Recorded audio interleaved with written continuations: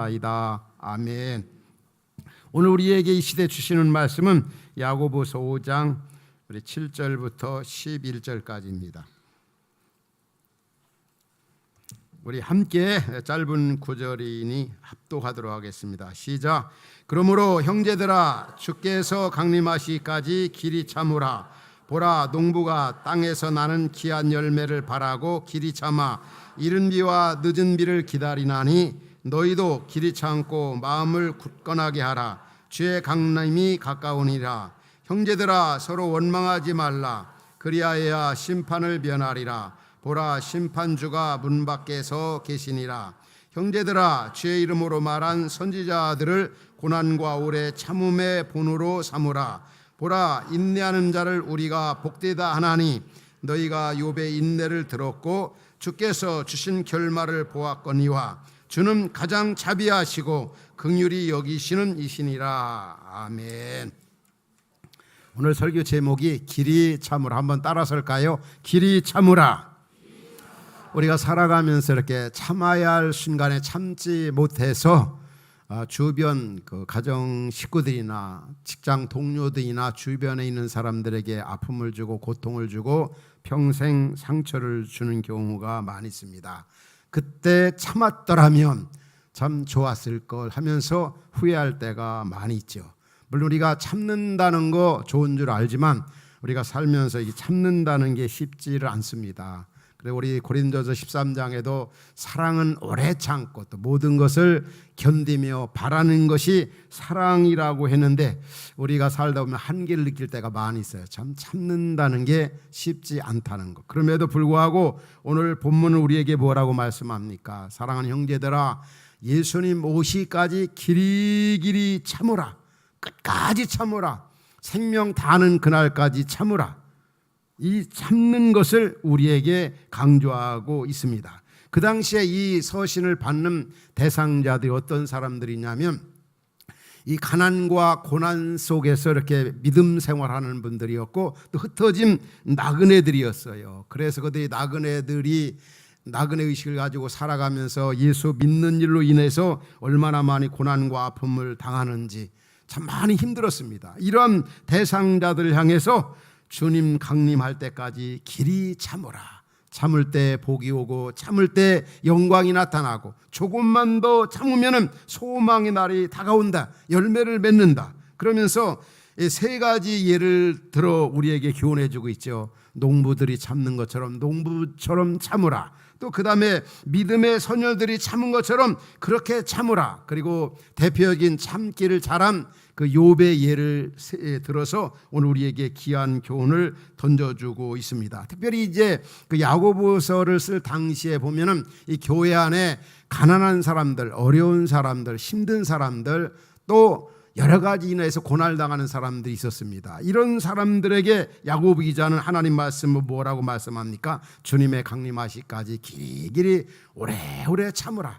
참을 때 오는 은혜, 참을 때 오는 그 영광, 열매가 귀하다는 거예요. 근데 그 교회 안에 문제가 뭐냐면 이 부자들, 잘 나가는 사람들, 많이 배운 사람들이 이 가난한 사람들, 약한 사람들, 어려운 사람들에 대해서 이 차별하는 경우가 있었습니다. 그래서 오늘 이제 그 야고보서 5장 1절부터 3절에 이런 말씀 나오잖아요. 어떤 말씀이 나옵니까? 들으라, 부자들에 대한 경고입니다. 부한자들아, 너에게 이 말 고생으로 말미암아 울고 통곡하라. 2절 보면은 너의 재물은 썩었고 너의 옷은 좀 먹었으며 3절 보면은 너의 금과 은은 녹이 슬었으니 이 녹이 너에게 증거가 되며 불같이 너희 살을 먹으리라. 너희가 말세에 재물을 쌓았도다. 이 돈 많은 사람들, 재물을 쌓아둔 사람들이 교회 안에 연약하고 가난하고 또 옷도 제대로 입지 못하고 오는 사람들 멸시하고 차별했어요. 특별히 야고보서는 우리가 아는 바대로 예수 믿는 사람들에 대한 그 행함을 강조하고 있어요. 만약 이 행함이 없는 믿음은 야고보서 2장 26절에 보면은 영혼 없는 몸이 죽은 것 같이 행함이 없는 믿음은 그 자체가 죽은 것이다. 만일에 연약한 사람들, 가난한 사람들, 힘든 사람들을 돌아보지 않는 사람, 이것은 정말 하나님 앞에 큰 죄라는 겁니다. 2장 13절에 이런 말씀이 나옵니다. 뭐라고 말씀하고 있습니까? 긍휼을 행하지 아니한 자에게는 긍휼 없는 심판이 있으리라. 긍휼은 심판을 이기고 자랑하느니라. 하나님의 마음은 긍휼이 풍성하신 분입니다. 그래서 우리가 하나님을 경외하는 자녀로서 특별히 긍휼 베푸는 삶을 살아야 되는데, 이 공동체 안에 우리 주변에 약한 사람들, 힘든 사람들, 어려운 사람들, 가난한 사람들에 대해 긍휼함을 베풀라. 이게 바로 구원받은 믿음이라는 거죠. 우리가 구원 받았는가 안 받았는가 그 입증이 뭡니까? 100% 구원은 믿음으로 받지만 구원받은 믿음은 행함으로 입증이 되어야 된다는 거, 되어져야 됨을 말씀하고 있어요. 그래서 야고보서 1장 27절에 오면 참된 경건이 뭐냐? 고아와 과부를 돌아보는 사람, 어려운 사람들을 잘 돌보는 사람이 하나님을 사랑하는 것이고 이웃을 사랑하는 것이고, 이런 사람이 바로 경건 생활 잘하는 것이다. 우리 이제 큐티 경건 생활 하지 않습니까? 우리 교회적으로 가장 조무님들 등등 해서 이제 이 큐티 생활을 이제 성도화, 교회 전체 성도를 계속 이제 확산시켜 나가고 있는데, 진짜 경건 생활 잘하는 분들은 어떤 분들이냐? 이 경건 생활 통해 주신 은혜들을 삶의 현장에서 약한 자, 가난한 자, 애로운 자, 힘든 사람들을 돌보고 그들을 받아주고 그들을 사랑하는 게 바로 이웃 사랑하는 것이고, 이게 바로 참된 경건이라고까지 우리에게 말씀하고 있는 것입니다. 그러면서 그 당시에 보면은 그 특별히 이제 예수 믿는 일로 인해서 흩어진 사람들이 많은 사람들에게 고난을 많이 받았어요. 비박을 많이 받았습니다. 요즘도 북한이라든지 또 중국이라든지 또 이 중동 지역에, 그리고 아프리카 등에서 예수 믿는 것 때문에 쫓김을 당하고 어려움을 당하고 추방을 당하고 핍박받는 사람들이 얼마나 많이 있습니까? 그런 사람들을 대상해서 오늘 본문이 그것을 먼저 던져주고 있는 겁니다. 주님 강림하실 때까지 끝까지 참으라. 조금만 더 참으라. 또 우리가 비단 예수 믿는 것 때문만이 아니라 이 상에 살면서 여러분들이 삶의 현장에서 얼마나 고난과 어려움을 많이 당하고 있습니까? 때로는 인간 관계 문제로, 자녀 문제로 등등 여러 가지 어려운 문제 있을 때 이 참는 것이 얼마나 중요한가. 참을 때 또 하나님이 주시는 은혜가 있습니다. 과정 속에서 하나님이 주시는 은혜가 있기 때문에 참는 자에게 하나님이 놀라운 은혜를 주신다. 근데 어느 때까지 참으라고 그럽니까? 5장 7절에 오면 그러므로 형제들아 주께서 강림하시기까지 길이 참으라. 이 초대교회 성도들은 그 신앙관이 마라나타라고 하는 이 힐라어에 보면은 아멘 주 예수여 오시옵소서. 우리 힐라어에 보면은 이 마라나타 이런 말이 나옵니다. 아멘 예수님 어서 오시옵소서.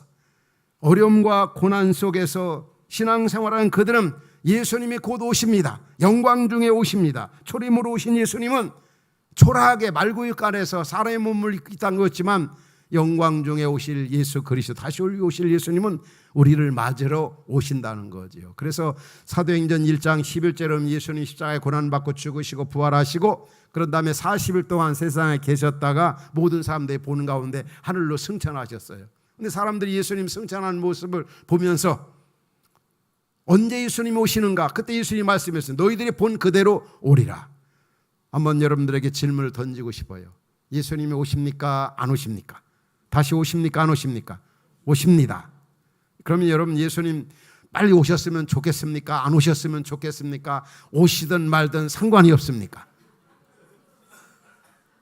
아마 제가 알기로는 그런 생각을 제일 많이 할 것 같아요.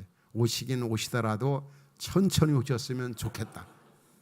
마치 신랑을 맞이한 신부가 어떻게 되겠습니까? 신랑 맞을 준비가 됐으면 빨리 왔으면 좋겠다 그런 생각하지만, 신랑 맞이할 준비가 안 된 신부는 안 왔으면 좋겠다 혹은 천천히 왔으면 좋겠다. 똑같습니다.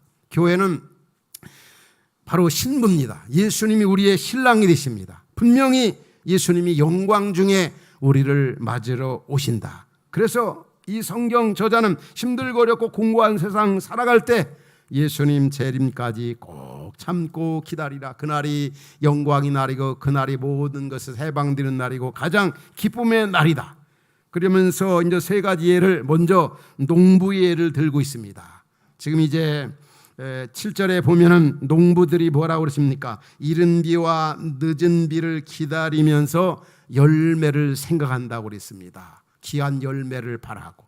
요즘에 농부들이 굉장히 기대감이 설레이죠. 왜 그렇습니까? 봄에 뿌렸던 씨앗들이 이제 여름에 빛달리면서 가꾼 그런 곡식들, 과일들, 채소 등등 해서 이제 열매가 이제 나타나기 시작합니다. 그때를 위해서, 이때를 위해서 그 많은 세월 동안 고생하고 수고한 것처럼 우리 믿음의 식구들이 그와 같다는 거지. 이 땅에 살면서 씨를 뿌리는 농부와 같은 그런 마음으로, 농부가 씨를 뿌리고 나서 열매를 기다리는 것처럼 너희들 현재의 삶이 힘들고 어렵고 끝이 보이지 않다 할지라도 잘 참으라. 이 야고보서를 기록한 야고보는 그 알렉산드리아 클레멘드에 의하면은 농부였다는 거예요. 그래서 이 야고보가 농부로서 이 농부의 그 상황을 잘 압니다. 그러니까 농부들이 열매를 기다리고 씨를 뿌리고 열매를 기다리는 것처럼 그런 마음을 가지고 살라. 저도 농촌 출신이라 이런 그 열매에 대해서, 농사일에 대해서 옆에서 많이 보고 직접 지어보진 않았지만, 그러다가 제가 그 지난 주간에 그 고향 친구 목사님 중에 한 분이 이제 농대를 나오고 신학을 공부해서 목사가 되고 저희 친구로서 평생 이렇게 왔는데, 이제 은퇴를 몇 년 전부터 앞에 두고 이제 지방에 내려가서 농사를 지어서 조그마한 집을 짓고 그 다음에 아주 작은 땅에 농사를 지었더라고요. 근데 제가 갔는데 정말 저에게 그 작은 땅에서 그 가꾼 얻은 열매들을 주더라고요. 가지도 주고 고추도 주고 그 다음에 또 그 뭡니까 그 옥수수도 주고 그 다음에 복숭아도 주고 그 다음에 또 그 고구마 순도 주고. 근데 그 작은 밭에 난 거 골고루 저한테 주는데 얼마나 감사한지 모르겠더라. 와서 이제 집에서 이제 먹어가면서 그 고추가, 그 고구마 순이 얼마나 그 가지나물이 맛있는지, 이제까지 먹었던 그런 열매 중에 최고 맛있더라고요. 저는 객지생활 이제 공부하면서 한 20년 그 이상 있어가면서 시골에 출신, 일반 시골에서 형수님으로, 어머님은 나이가 드셔가지고 이미 오래전에 이렇게 하나님 앞에 가셨지만 형수님한테 한 번도 이런 것을 받아본 적이 없어요. 형수님한테도 받아지 못한 이런 농산물을 친구 목사님부터 받을 때 그 기쁨이 얼마나 큰지 모르겠더라고요. 이러면 형수님 욕하는 것 같은데 뭐 이 방송 들어도 괜찮아요. 저하고 굉장히 친하니까. 근데 중요한 것은 너무 감사해서 제가 그 은혜를 무엇으로 보답할고, 그래서 그 사모님이 두리안을 좋아하는 것 같아가지고 두리안을 구입해서 이제 이렇게 보내줬습니다. 그 귀한 열매, 그 아름다운 열매, 농부들이 그 열매를 바라보면서 인내하는 것처럼 우리가 이 땅에 살면서 힘들고 어렵고 곤고하고 답답해도 농부 같은 심정으로 잘 참으라는 거죠. 성경은 우리에게 뭐라고 말씀합니까? 시편 126편에 보면 이런 말씀이 나와요. 눈물 흘리며 씨를 뿌리는 자는 기쁨으로 거두리로다. 또 울며 씨를 뿌리러 나간 자는 반드시 기쁨으로 그 곡식단을 가지고 돌아오리라. 그 언젠가는 때가 되면 그 꽃이 피고 열매를 맺는다는 거죠. 우리가 잘 아는 갈라디아서 6장도 그런 말씀이 나오죠. 사람이 무엇으로 심든지 그대로 거두리라. 또 고린도전서 15장에 보면은 우리가 애쓰고 수고하는 거 결코 헛되지 않다는 거예요. 다 주님이 갚아주신다는 거예요. 여러분 힘들고 어려운 일이 있습니까? 열매가 나타나지 않습니까?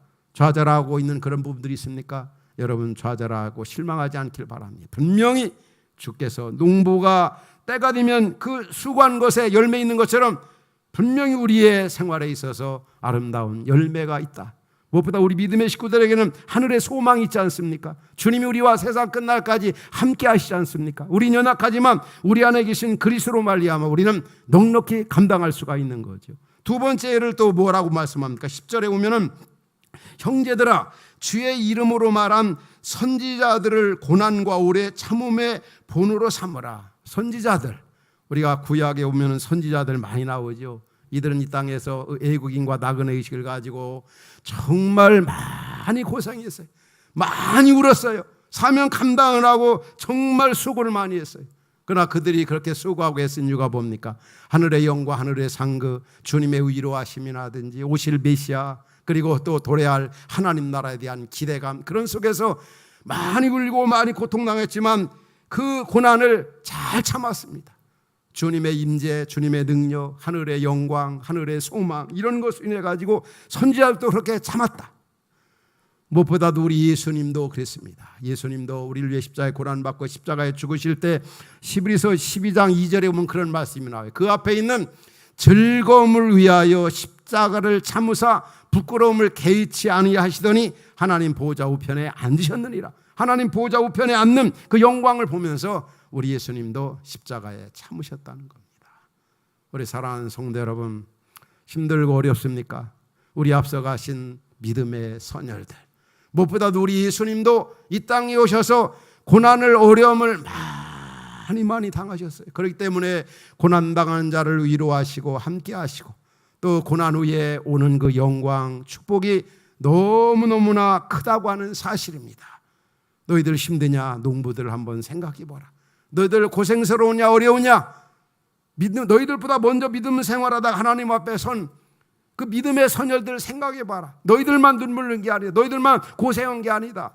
다 그들도 이 나그네 이 가시밭길 그 인생길을 걸어간 이 광야 같은 세상에서 고생 많이 한, 거기에서 주님의 위로를 경험하고 능력을 경험하면서 살아갔던 사람입니다. 또 하나는 마지막에 누구 예를 들어 설명하고 있습니까?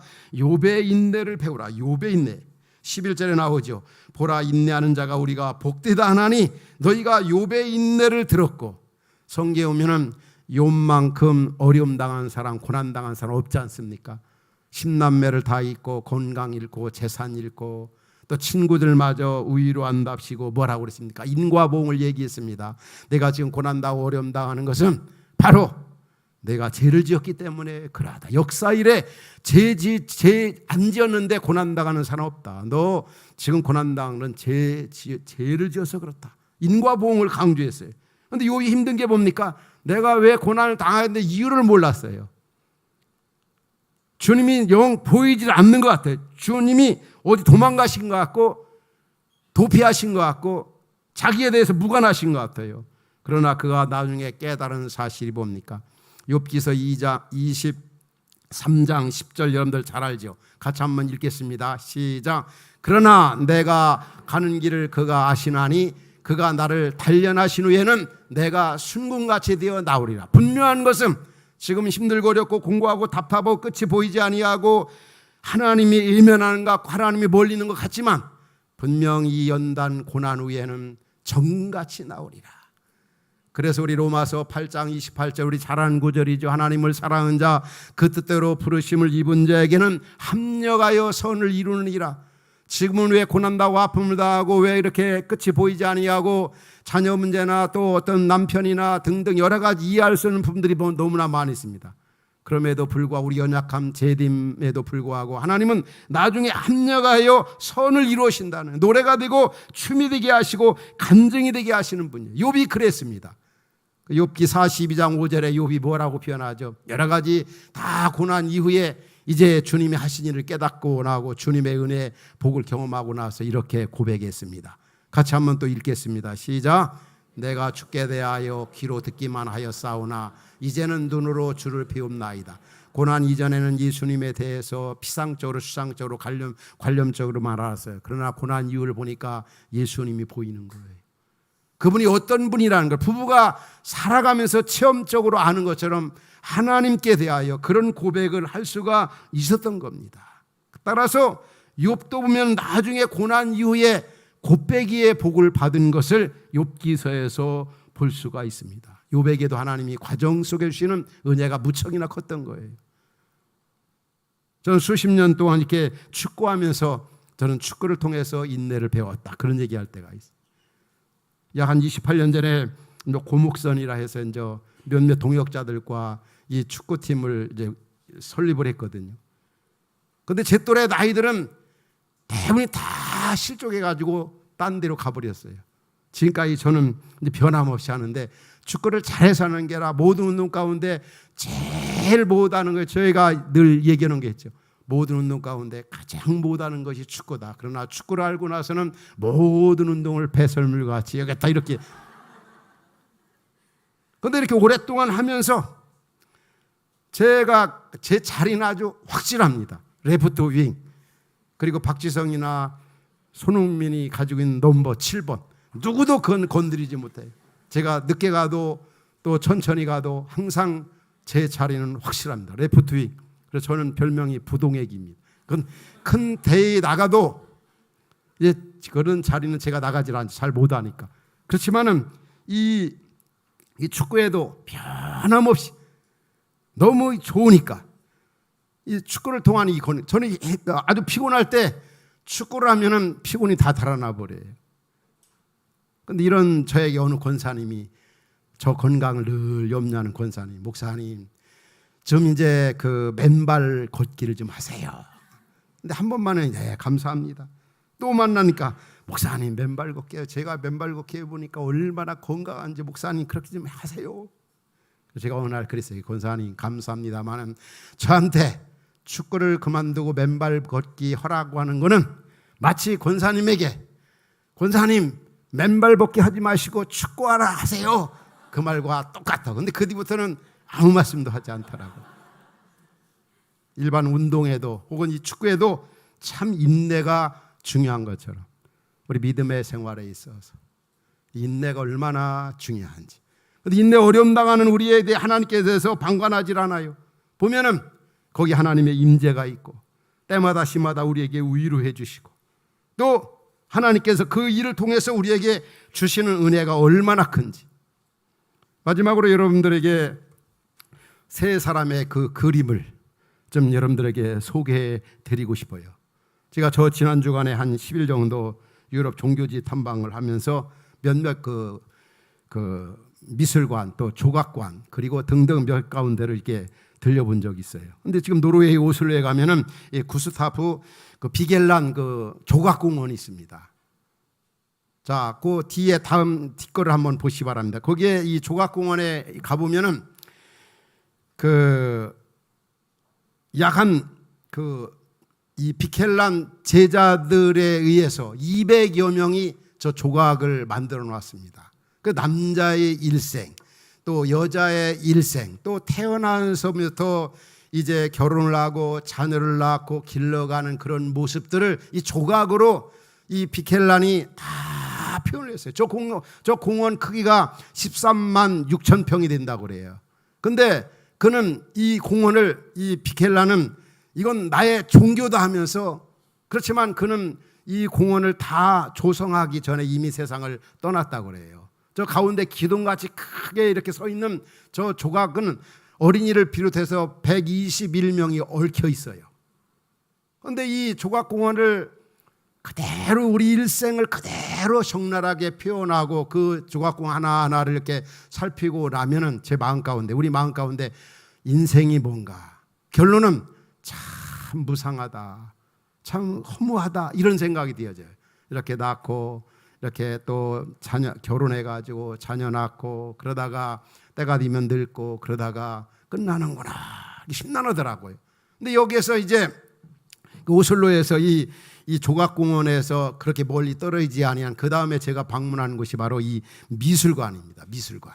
이 미술관은 어떤 미술관이냐면은 여러분들이 잘 아는 이 뭉크, 이 세계적인 이 미술가로서 그 층수가 한 10층 가까이 건물이 지어졌어요. 그런데 이 그림 특별히 이제 두 개만 여러분들에게 보여드리는데 이 뭉크의 그 그림은 대부분이 이 절규적인 그런 그림입니다. 이게 무슨 얘기냐면은 이 뭉크 그 아버지가 이제 군의관이었었는데 20살 아래인 그 여인을 만나서 이제 이렇게 결혼을 했습니다. 그리고 이제 거기에서 이 뭉크가 태어납니다. 근데 어머니가 자기 5살 때 세상을 떠납니다. 그리고 그 다음에 이제 거기에서 또 한 살로인 누나가 또 세상을 떠나요. 그 이모의 슬하에서 이제 그 뭉크가 자랐는데 얼마나 고난이 많고 얼마나 힘들고 몸이 연약하고 정신적으로나 아버지까지도 모두 너무 힘든 겁니다. 저 여인이 지금 이 저녁노를 아주 핏줄처럼 이 피색깔로 이렇게 저녁노를 표현했지 않습니까?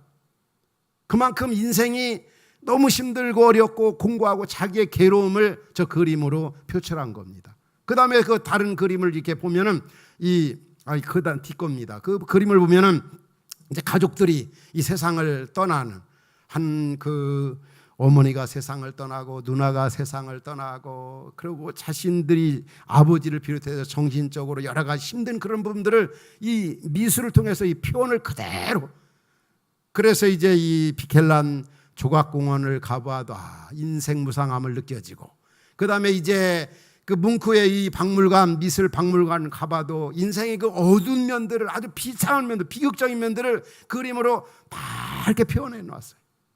그런데 또 한 사람의 하나 이렇게 소개한다면, 이 사람은 어떤 사람이냐면 영국 출신이고 런던에서 자란 19세기에 그 활동했던 바로 이 와츠, 이 그림을 보면 여러분들 잘 아는 그림이죠. 마치 노댕처럼 이렇게 느껴집니다.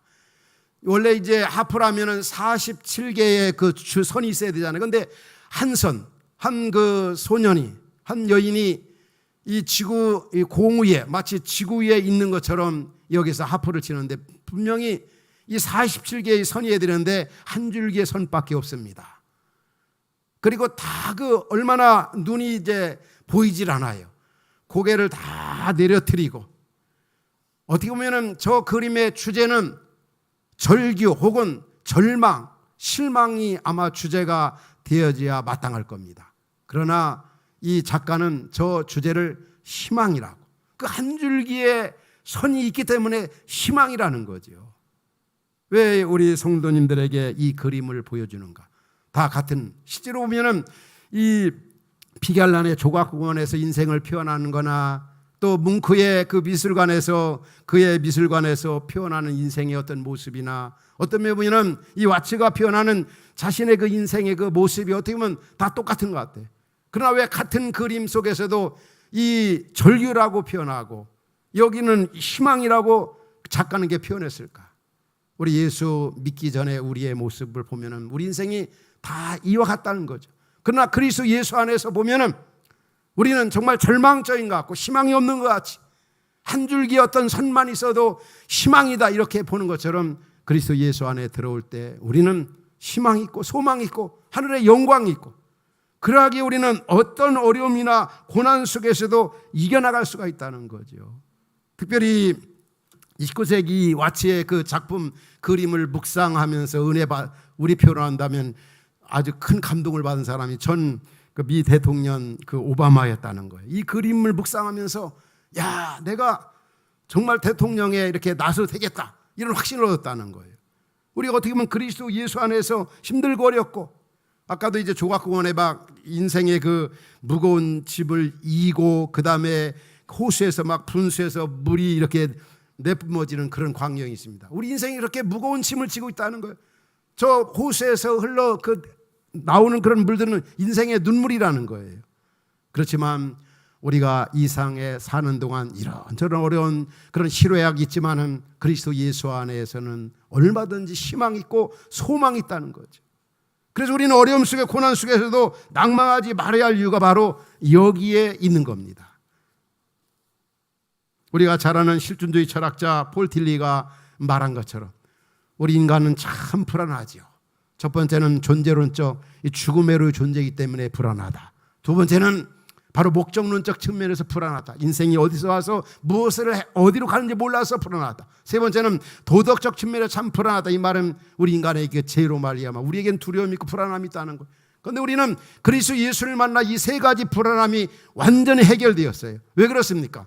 죽음 문제, 나는 부활이요 생명이요 나를 믿는 자는 죽어 살았고 살아 믿는 자는 영원히 죽지 아니하리라. 목적론적 측면, 우리 인생이 어디서 왔습니까? 주님부터 보냄을 받고 무엇을 하다 하나님의 영광을 위해서 어디로 가는가? 하나님 앞에 가는 겁니다. 도덕적 측면, 우리 인간은 죄인입니다. 그러나 그리스도 예수 안에 있는 자에게는 결코 정죄함이 없다.